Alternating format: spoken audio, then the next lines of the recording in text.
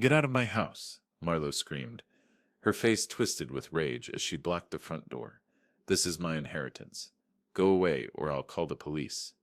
I stood there on my own front porch, keys in my trembling hand, watching my 32-year-old daughter treat me like a stranger. The woman I'd raised, loved, and sacrificed everything for was throwing me out of the house I'd built with my own hands.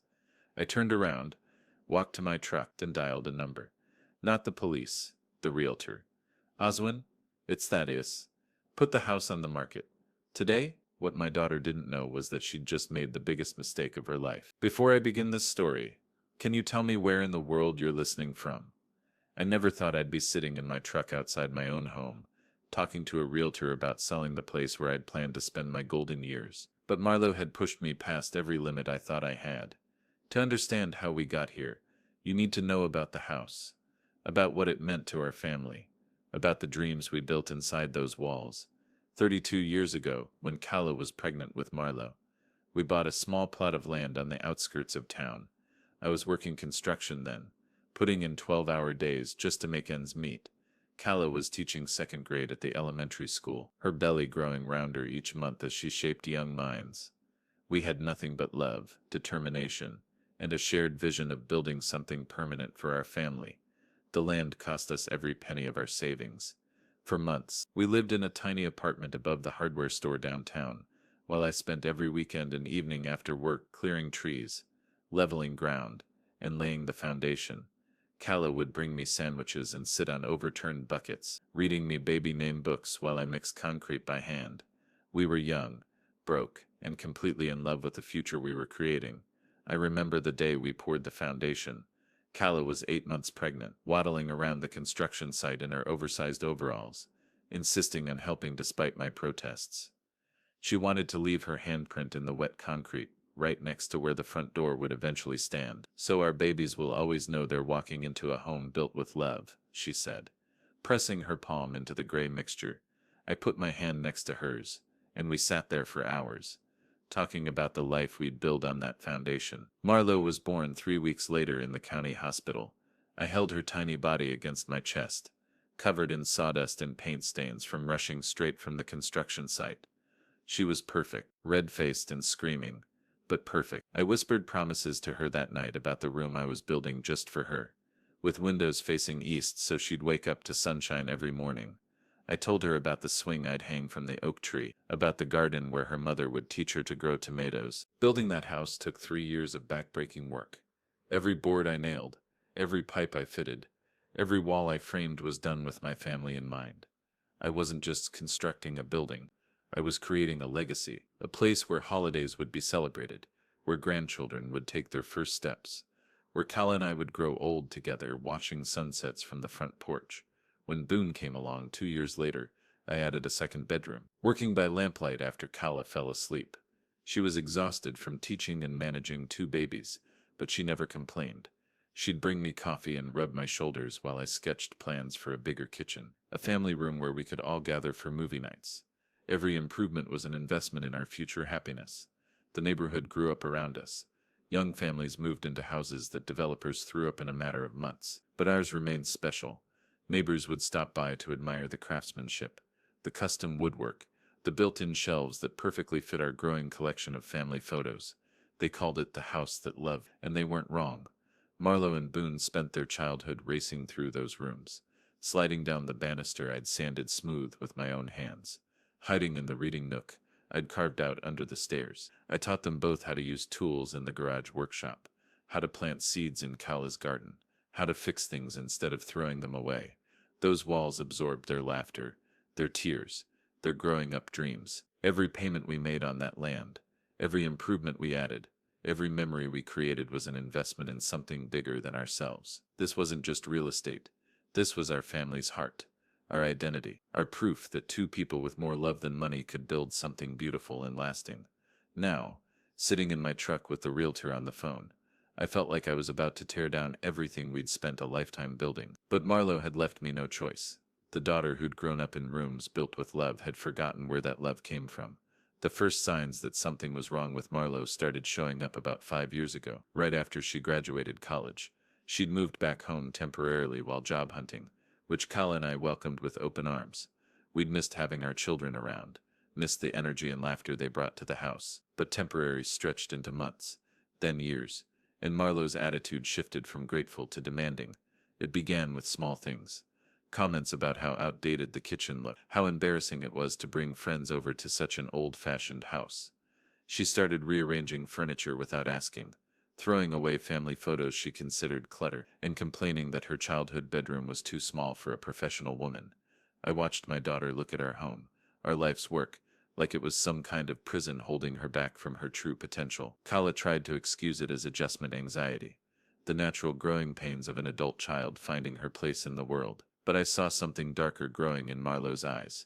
Resentment, impatience, a sense of entitlement that made my stomach turn.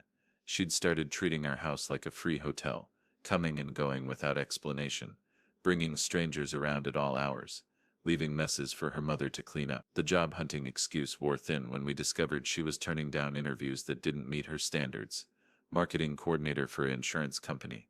She'd scoff, tossing rejection letters in the trash. I have a communications degree from State University. I deserve better than some dead-end office job. Meanwhile, Kala was still getting up before dawn to teach 25 second graders, and I was pushing my aging body through construction work that got harder every year.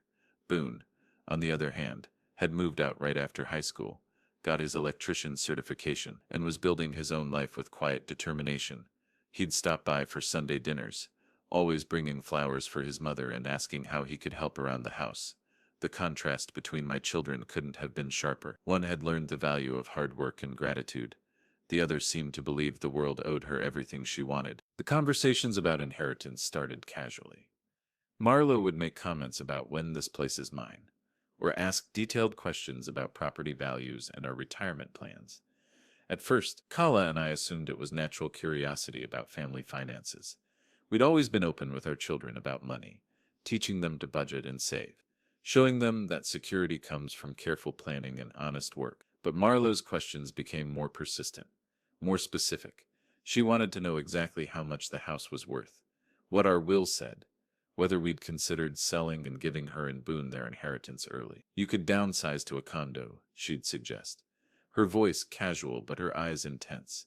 Use the equity to enjoy your retirement. Boone and I could split the difference and really start our adult lives. I explained the house wasn't just an investment to cash out. It was our home, the place where we'd planned to age in place, where we wanted to host family gatherings for decades to come, where our future grandchildren would spend holidays and summers. Marlowe would nod politely, but I could see the wheels turning behind her eyes, calculating and planning. The pressure intensified when she started bringing home real estate flyers, articles about senior living communities, brochures for retirement villages. Look how nice these places are, she'd say, spreading glossy photos across our kitchen table. Maintenance-free living, social activities, medical care on site. Wouldn't that be so much easier than rattling around in this big old house? Kala finally lost her patience during one of these conversations. This big old house is our home. Marlowe, the home your father built for our family. We're not ready to leave it, and we may never be ready. You need to build your own life instead of planning ours. Marlowe's mask slipped for just a moment, revealing something cold and calculating underneath her concerned daughter act. That's when the real manipulation began. Marlowe started pointing out every maintenance issue, every sign of aging in our 50-year-old bodies, every indication that we might not be capable of managing the house much longer. A loose floorboard became a safety hazard. A clogged gutter became evidence of our declining abilities. A power outage during a storm became proof that we needed to move somewhere with backup generators and 24-hour staff. She began inviting herself to our doctor's appointment, claiming she was worried about our health but really fishing for information about our long-term prognosis. She researched our property taxes, our insurance costs, our utility bills, building a case that maintaining the house was becoming financially irresponsible. Every conversation became a subtle argument for why we should sell and why she should benefit from that decision. The breaking point came when we discovered she'd been showing the house to strangers, claiming she was helping her elderly parents explore their options. A neighbor called to ask if we were really planning to sell, mentioning that they'd seen people taking photos of our property and measuring the yard. When we confronted Marlowe, she acted innocent and concerned, insisting she was just being proactive about our future. That night, Kala cried herself to sleep in my arms. How did we raise a daughter who sees dollar signs when she looks at our home? She whispered. I held her close, feeling the weight of our failure as parents, wondering where we'd gone wrong in teaching our children about love, family, and what really matters in life. The phone call that changed everything came on a Tuesday morning in March. I was in the garage, restoring an old rocking chair that had belonged to Kala's grandmother, when my cell phone buzzed. The caller ID showed First National Bank, and for a moment, my heart stopped. At our age, unexpected calls from financial institutions never brought good news. Mr. Thaddeus, this is Jennifer from First National. I'm calling about some unusual activity on your account. We have some concerns about potential fraud. My hands went cold as I set down my sandpaper. Jennifer explained that someone had been attempting to access our account information, claiming to be calling on behalf of elderly relatives who needed help managing their finances. The blood drained from my face as the pieces clicked together. Can you tell me what information they were trying to access? I asked, already knowing the answer would gut me. Jennifer explained that the caller had provided enough personal information to pass initial security checks, asking about account balances, recent transactions, and whether there were any investment accounts or CDs that might need management assistance. I hung up and immediately called our credit card companies, our investment advisor, and our insurance agent. Each conversation revealed the same pattern. Someone claiming to be Marlo, calling on behalf of her aging parents, fishing for financial information. Someone who knew our social security numbers, our birth dates, our account numbers. Someone who had access to our personal documents. That afternoon, while Marlo was out, I went through her room for the first time since she'd moved back home. Hidden under her mattress, I found photocopies of our bank statements, our tax returns, our insurance policies, a notebook filled with calculations about property values and inheritance taxes, contact information for estate lawyers and financial advisors. My daughter had been planning our financial future without our knowledge or consent, but the worst discovery was still to come. Buried in her desk drawer, I found collection notices, credit card bills with balances in the tens of thousands, letters from law firms threatening legal action for unpaid debts, payment plans for gambling debts that made my stomach turn. Marlo wasn't just planning to inherit our house. She was desperate for it. The paperwork painted a devastating picture of my daughter's real life. She'd been living on credit cards for years, funding a lifestyle she couldn't afford while pretending to job hunt. She'd maxed out multiple cards on clothes, electronics, expensive dinners, and weekend trips to casinos. She owed money to people who didn't take no for an answer, and the interest was compounding faster than she could handle. One letter particularly caught my attention. It was from a lawyer representing certain creditors who were prepared to explore all legal options for debt recovery. The language was polite, but the threat was clear. Marlo was in serious trouble with some seriously dangerous people. I sat in her room, surrounded by evidence of her deception, feeling like I was looking at a stranger. This wasn't the daughter we'd raised. This wasn't the little girl who used to help me in the workshop, who'd learned to change oil in the garage, who'd written thank you notes for every birthday gift she'd ever received. This was someone who'd been lying to us for years, manipulating our love while planning to cash in our dreams. When Kala came home from school that afternoon, I showed her everything. We sat at our kitchen table, the same table where we'd shared thousands of family meals, and went through the evidence of our daughter's betrayal. Kala kept shaking her head, tears streaming down her face, whispering, "How did we not know?" over and over again.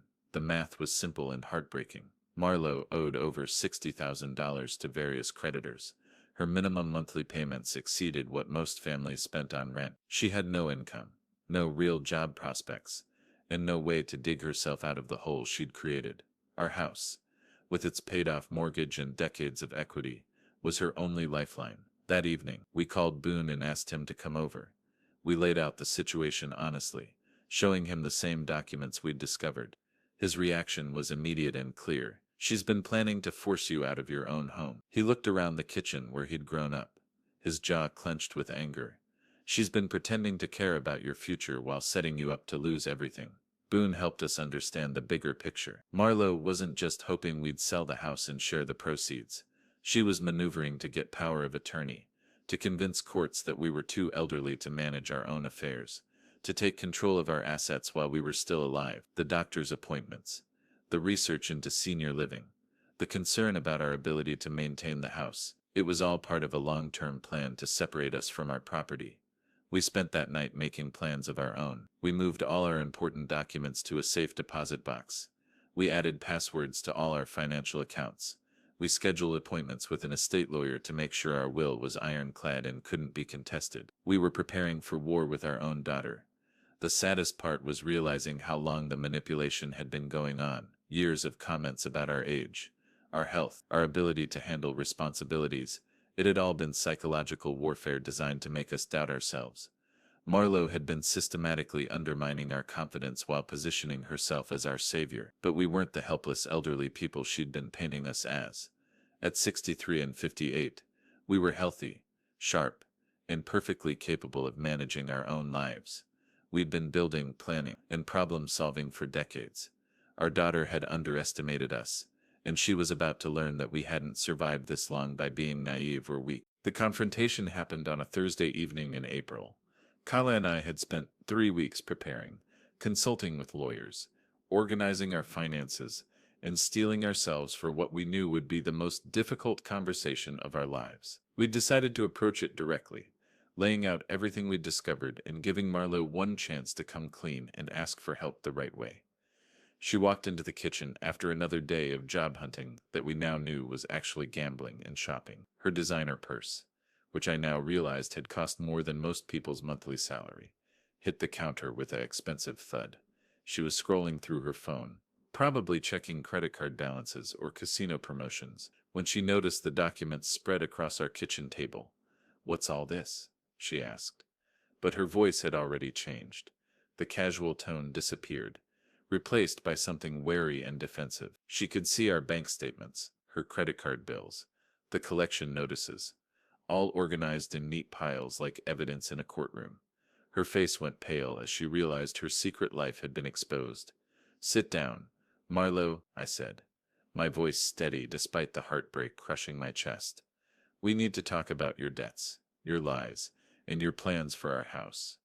She remained standing, her hands gripping the back of the chair so tightly her knuckles went white. The mask she'd been wearing for years was finally starting to slip.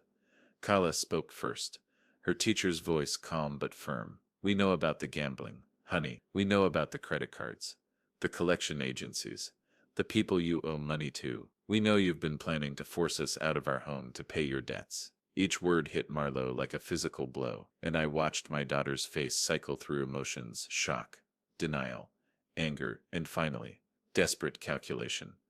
"You don't understand," she started, her voice rising. "Those debts aren't what you think. I had some medical expenses, some business investments that didn't work out. I was going to tell you, but I didn't want you to worry." The lies came easily, practiced and smooth, but they couldn't explain away the evidence we'd found. The casino receipts, the luxury purchases, the deliberate deception. I stood up and walked to her, my heart breaking as I looked into the eyes of the little girl I'd taught to ride a bike, to tie her shoes, to treat people with respect and honesty. "Marlowe, we found the notebook. We know you've been calculating the house's value, researching power of attorney laws, calling our banks and pretending to be concerned about our mental capacity. This isn't about medical expenses or bad investments. This is about you planning to steal our home." That's when she exploded. Years of careful manipulation gave way to raw desperation and rage. "Steal your home? This house is going to be mine anyway. You're both getting old. You can't take care of this place forever. And I'm drowning here. I need help. And you're sitting on hundreds of thousands of dollars in equity while I'm about to lose everything." The entitlement in her voice was staggering. She genuinely believed that our life's work, our security, our home existed primarily to solve her problems. She couldn't understand why we wouldn't sacrifice our future to bail her out of consequences she'd created for herself. Kala tried reasoning with her. "If you'd come to us honestly, if you'd asked for help instead of trying to manipulate us, we might have found a way to help you. But you chose to lie, to scheme, to treat us like obstacles instead of your parents who love you." But Marlowe was past listening. She was cornered, desperate, and dangerous. "Help me?" She laughed bitterly. "With what? Your teacher's pension and construction workers' savings?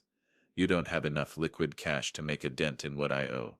But this house, this land, this equity that's just sitting here doing nothing, that could solve everything. I could pay off my debts, start fresh, maybe even have enough left to help you find a nice retirement community. I felt something cold settle in my chest as I realized how completely she'd objectified us. We weren't her parents anymore. We were obstacles standing between her and a pile of money. This house isn't just sitting here doing nothing, Marlo, it's our home. It's where we live, where we want to stay, where we've built our life together.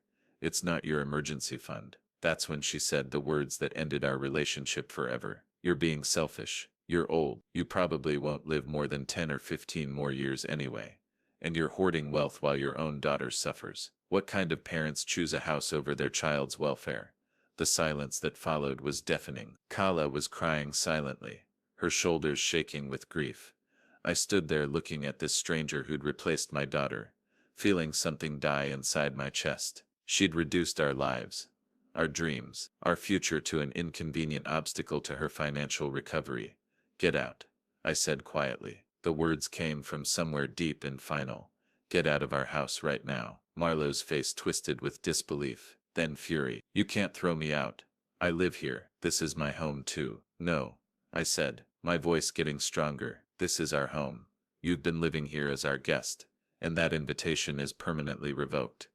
Pack your things and leave, tonight. She started screaming then, calling us selfish, heartless, cruel.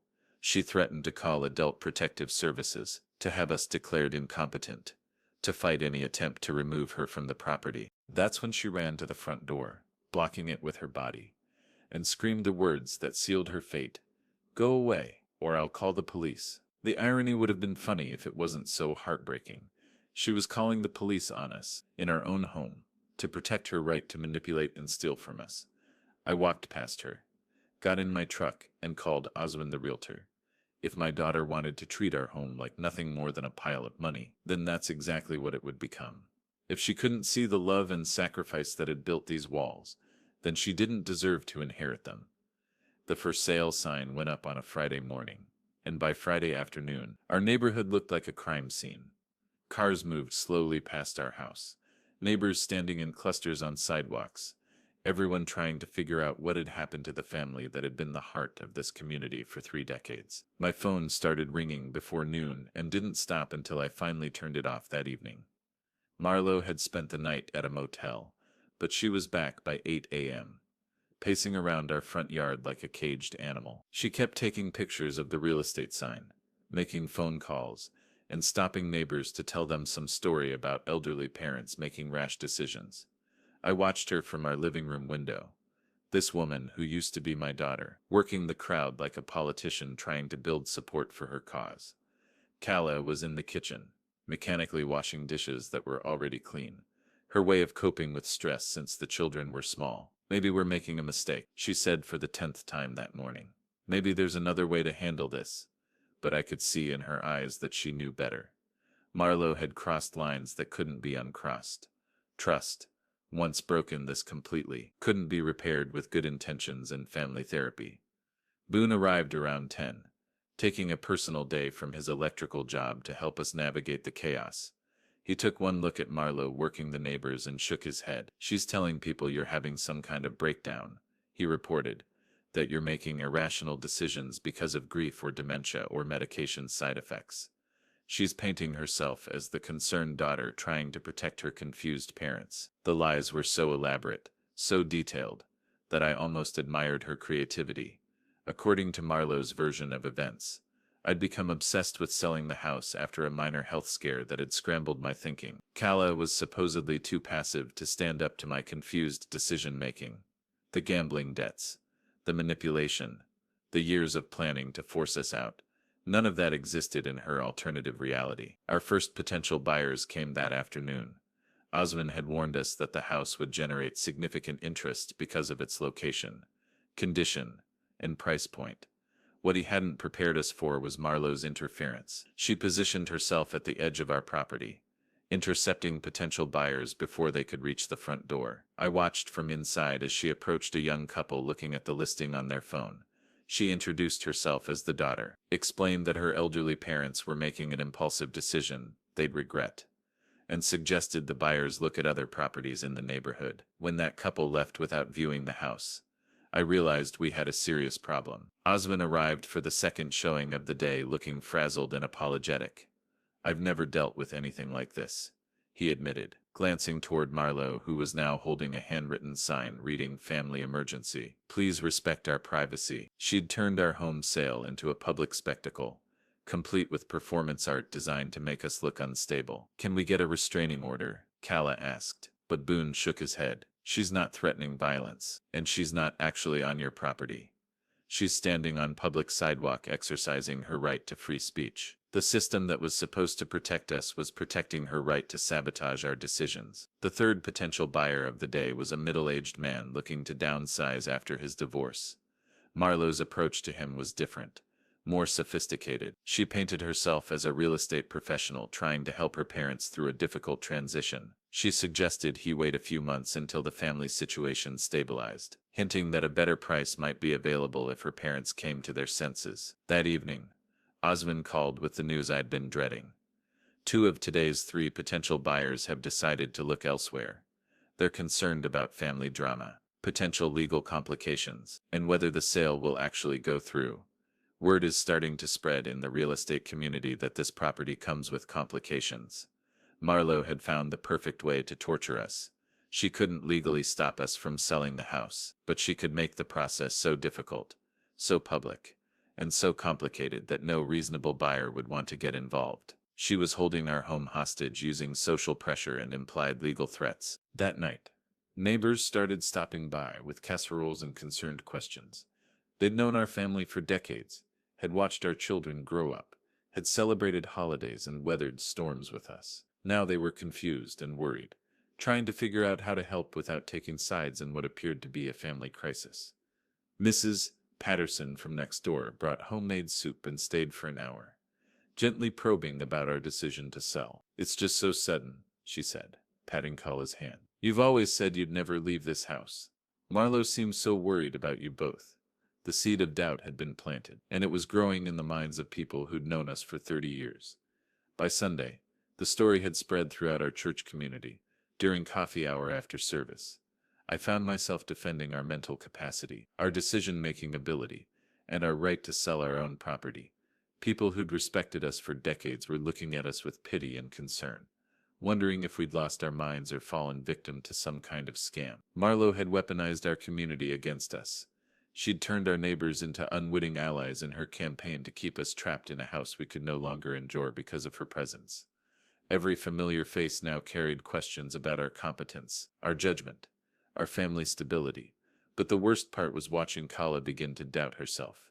Maybe we are being too hasty, she said that Sunday evening. Maybe we should try family counseling, or give Marlowe more time to find a job, or figure out some other way to help her. The manipulation was working, even on the woman who'd discovered the extent of Marlowe's deception. I held my wife that night and made a decision that would change everything.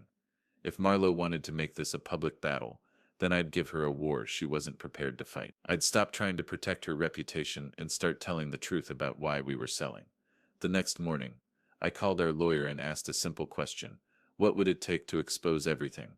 On Monday morning, a black sedan pulled into our driveway, and out stepped a couple who looked like they meant business. The woman wore a tailored suit and carried a leather briefcase, while the man had the confident bearing of someone accustomed to making big decisions quickly. They walked past Marlowe's impromptu protest station without acknowledgement, heading straight for our front door with purpose. Marlowe tried her usual interception routine, but the woman simply held up a hand and said, "We're not interested in family drama. We're here to see the house." Something about her tone suggested these weren't people who could be easily manipulated or deterred by sidewalk theatrics. They had the air of professionals who dealt with complicated situations before. Oswin arrived moments later, looking more optimistic than he had in days. "These are the Carvers," he explained as we met them in our foyer. "They're relocating from Seattle for Dr. Carver's medical practice. They've been looking for exactly this type of property." Dr. Sarah Carver shook our hands with the firm grip of someone accustomed to life and death decisions, while her husband Marcus explained his work in pharmaceutical research. As we toured the house, I watched the Carvers take in details that other buyers had missed. Dr. Carver appreciated the wide doorways and accessible layout, noting that the house would work well for aging in place or accommodating mobility issues. Marcus admired the craftsmanship, running his hands along the custom woodwork and asking technical questions about the foundation, the electrical, and the plumbing. "This is exactly what we've been looking for," Dr. Carver said as we stood in the kitchen where I'd had my confrontation with Marlowe just days earlier. "The bones of this house are solid. The location is perfect for my commute to the medical center, and we can see the love that's been invested in every detail." Her words felt like validation after days of having our home treated like a commodity or a problem to be solved. When we moved to the backyard, I pointed out the garden beds where Kala had grown vegetables for 3 decades, the workshop where I'd taught both children to use tools, the oak tree where a rope swing had once hung. Marcus understood immediately. "You built this as a forever home," he said. "Not as a question but as recognition. This isn't just real estate to you." Through the kitchen window, we could see Marlowe pacing around the front yard, periodically taking photos of the Carver's car and making phone calls. Dr. Carver noticed too. "That's your daughter?" she asked gently. When I nodded, she continued, "I see this sometimes in my practice. Family members who have trouble accepting changes in family dynamics. Is she the reason you're selling?" For the first time in weeks, I felt safe enough to tell the truth. I explained about the gambling debts, the manipulation, the attempts to force us out of our own home. I showed them copies of the documents we'd found, the evidence of years of planning to separate us from our property. Dr. Carver listened with the clinical attention of someone accustomed to assessing complex situations quickly. "So this isn't a case of elderly parents making an impulsive decision," Marcus said. "This is a case of adult children trying to force a premature inheritance." His understanding felt like a weight lifting from my shoulders. Finally, someone saw the situation clearly, without the filter of Marlowe's manipulation. Dr. Carver made an offer on the spot. Full asking price. Cash transaction. 30-day closing. "We understand family complications," she explained. "We've dealt with similar situations in our own families. This house deserves owners who will appreciate what you've built here, and you deserve to move forward with your lives without interference." As Oswin drew up the paperwork, Marcus asked about our plans after the sale. "We haven't figured that out yet," Kala admitted. "This all happened so fast. We've been focused on getting away from the situation rather than planning what comes next." Dr. Carver exchanged a look with her husband, then made a suggestion that caught us completely off guard. "We have a guest house on our property in Seattle that we've been trying to rent to the right tenants," she said. "It's small but comfortable, perfect for a couple looking to start over. If you're interested in relocating, we'd be happy to discuss a lease arrangement. Consider it a way for all of us to help each other." The offer was so unexpected, so generous, that Kala started crying right there at our kitchen table. After weeks of feeling trapped and isolated, strangers were offering us not just a way out, but a path forward. The universe had sent us exactly the people we needed, when we needed them most. But Marlowe wasn't finished fighting. When she saw Oswin and the Carvers shaking hands on our front porch, she approached them one final time. This time, her tactics were more aggressive. She claimed the sale was fraudulent, that we were being taken advantage of, that the buyers should contact our lawyer before proceeding. She threatened to file lawsuits, contest the sale, to make their lives miserable if they insisted on stealing her family's home. Dr. Carver listened politely, then responded with the calm authority of someone who'd dealt with difficult people her entire career. "Ma'am, we've done our due diligence.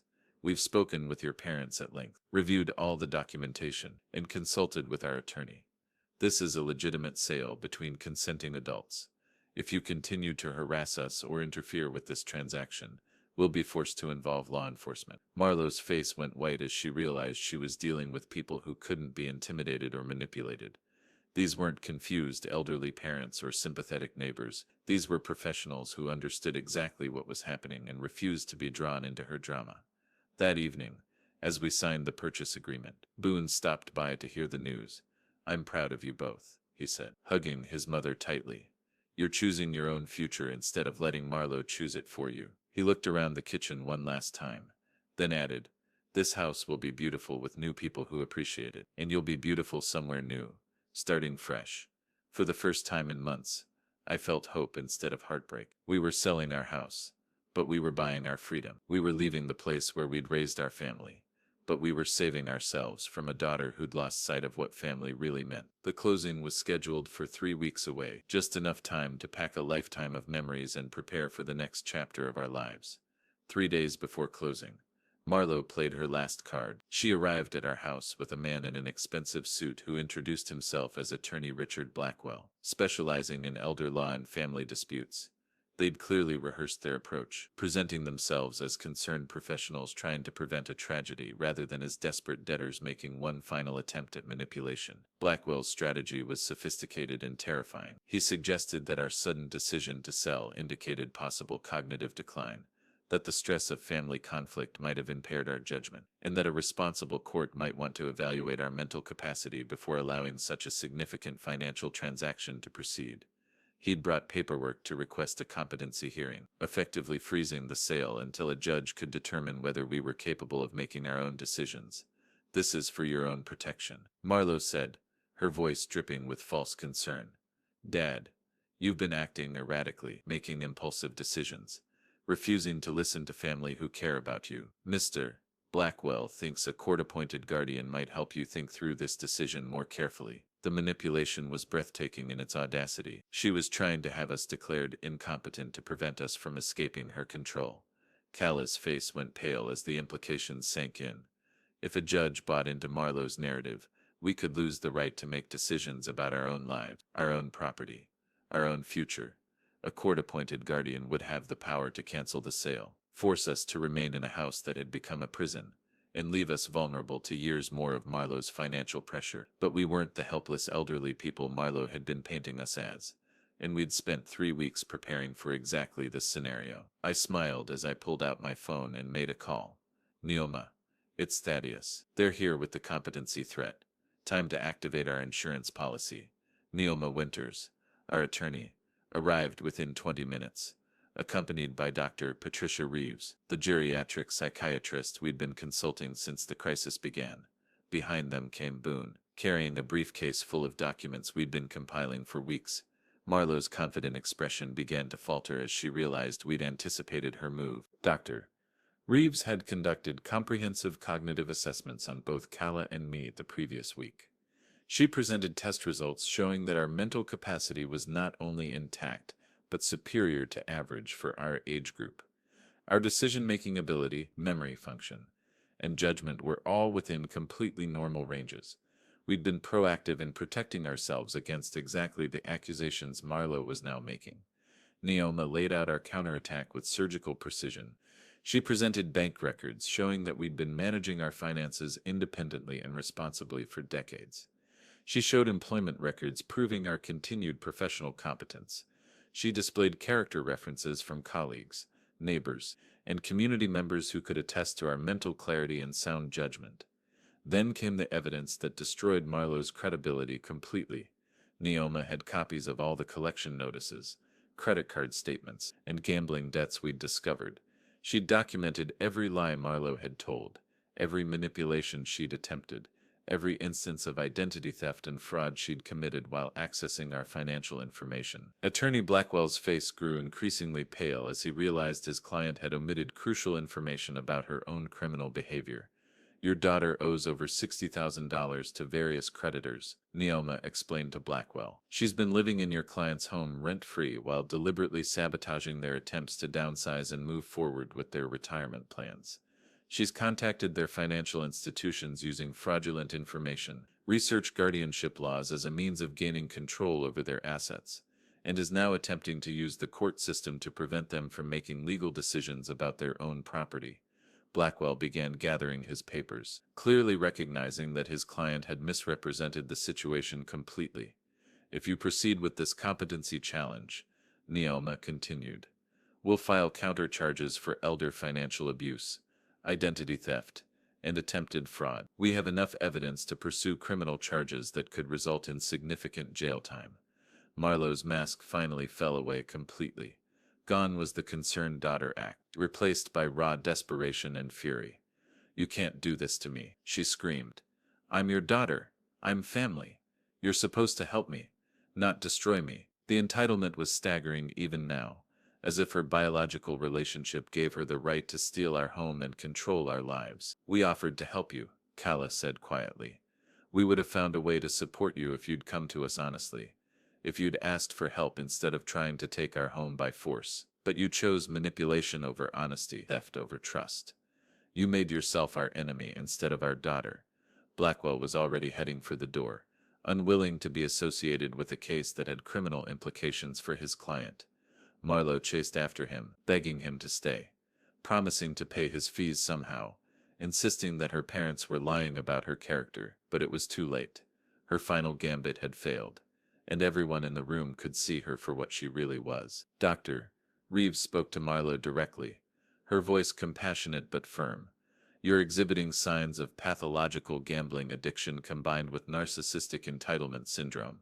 These are treatable conditions, but only if you acknowledge the problem and commit to genuine recovery. Your parents love you, but they can't help you until you stop trying to victimize them.